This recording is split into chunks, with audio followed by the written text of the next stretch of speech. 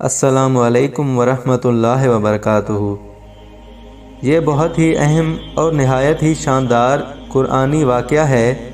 اور اسی واقعہ کی وجہ سے قرآن مجید کی اس سورہ کا نام سورہ بقرہ یعنی گائے والی سورہ رکھا گیا ہے۔ اس کا واقعہ یہ ہے کہ بنی اسرائیل میں ایک بہت ہی نیک اور صالح بزرگ تھے،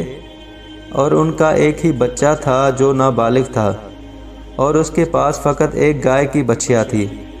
اس بزرگ نے اپنی وفات کے قریب اس بچھیا کو جنگل میں لے جا کر ایک جھاڑی کے پاس یہ کہہ کر چھوڑ دیا کہ اے اللہ، میں اس بچھیا کو اس وقت تک تیری امانت میں دیتا ہوں کہ میرا بچہ بالغ ہو جائے۔ اس کے بعد اس بزرگ کی وفات ہو گئی، اور بچھیا چند دنوں میں بڑی ہو کر درمیانی عمر کی ہو گئی، اور بچہ جوان ہو کر اپنی ماں کا بہت ہی فرما بردار اور انتہائی نیکوکار ہوا۔ اس نے اپنی رات کو 3 حصوں میں تقسیم کر رکھا تھا، ایک حصے میں سوتا تھا، اور ایک حصے میں عبادت کرتا تھا، اور ایک حصے میں اپنی ماں کی خدمت کرتا تھا، اور روزانہ صبح کو جنگل سے لکڑیاں کاٹ کر لاتا اور ان کو فروخت کر کے 1/3 رقم صدقہ کر دیتا، اور 1/3 اپنی ذات پر خرچ کرتا تھا، اور 1/3 رقم اپنی والدہ کو دے دیتا تھا۔ ایک دن لڑکے کی ماں نے کہا کہ میرے پیارے بیٹے، تمہارے باپ نے میراث میں ایک بچھیا چھوڑی تھی جس کو انہوں نے فلاں جھاڑی کے پاس جنگل میں خدا کی امانت میں سونپ دیا تھا۔ اب تم اس جھاڑی کے پاس جا کر یوں دعا مانگو، اے حضرت ابراہیم و حضرت اسماعیل اور حضرت اسحاق کے خدا،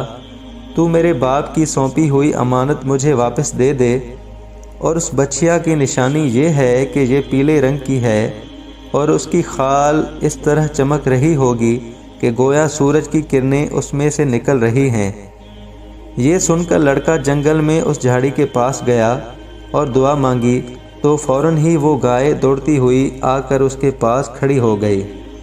اور یہ اس کو پکڑ کر گھر لایا۔ تو اس کی ماں نے کہا کہ بیٹا، تم اس گائے کو لے جا کر بازار میں 3 دینار میں فروخت کر ڈالو، لیکن کسی خریدار کو بغیر مشورے کے مت دینا۔ ان دنوں بازار میں گائے کی قیمت 3 دینار تھی۔ بازار میں ایک خریدار آیا جو در حقیقت ایک فرشتہ تھا۔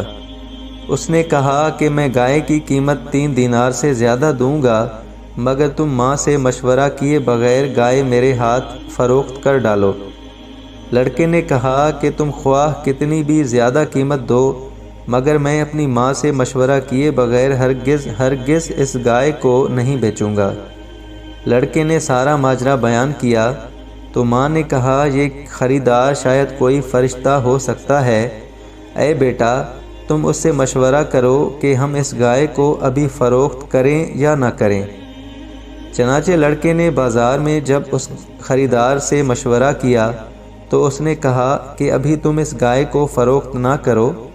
آئندہ اس گائے کو حضرت موسیٰ علیہ السلام کے لوگ خریدیں گے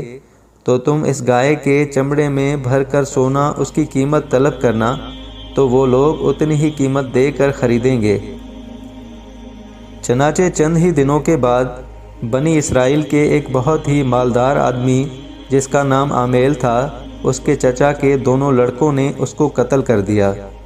اور اس کی لاش کو ایک ویرانے میں ڈال دیا۔ صبح کو قاتل کی تلاش شروع ہوئی، مگر جب کوئی سراغ نہ ملا تو کچھ لوگ حضرت موسیٰ علیہ السلام کی خدمت میں حاضر ہوئے اور قاتل کا پتہ پوچھا، تو آپ نے فرمایا کہ تم لوگ ایک گائے ذبح کرو، اس کی زبان یا دم کی ہڈی سے لاش کو مارو، تو وہ زندہ ہو کر خود ہی اپنے قاتل کا نام بتا دے گا۔ یہ سن کر بنی اسرائیل نے گائے کا رنگ، اس کی عمر وغیرہ کے بارے میں بحث و قریت شروع کر دی، اور بالآخر جب وہ اچھی طرح سمجھ گئے کہ فلاں قسم کی گائے چاہیے تو ایسی گائے کی تلاش شروع کر دی، یہاں تک کہ جب یہ لوگ اس لڑکے کی گائے کے پاس پہنچے تو ہو بہو یہ ایسی ہی گائے تھی جس کی ان لوگوں کو ضرورت تھی۔ چنانچہ ان لوگوں نے گائے کے بدلے چمڑے میں بھر کر سونا دے کر اس کو خریدا، اور ذبح کر کے اس کی زبان یا دم کی ہڈی سے مقتول کی لاش کو مارا، تو وہ زندہ ہو کر بول اٹھا کہ میرے قاتل میرے چچا کے دونوں لڑکے ہیں، جنہوں نے میرے مال کی لالچ میں مجھ کو قتل کر دیا ہے۔ یہ بتا کر پھر وہ مر گیا۔ چنانچہ ان دونوں قاتلوں کو قصاص میں قتل کر دیا گیا، اور مرد صالح کا لڑکا جو اپنی ماں کا فرما بردار تھا، کثیر دولت سے مالا مال ہو گیا۔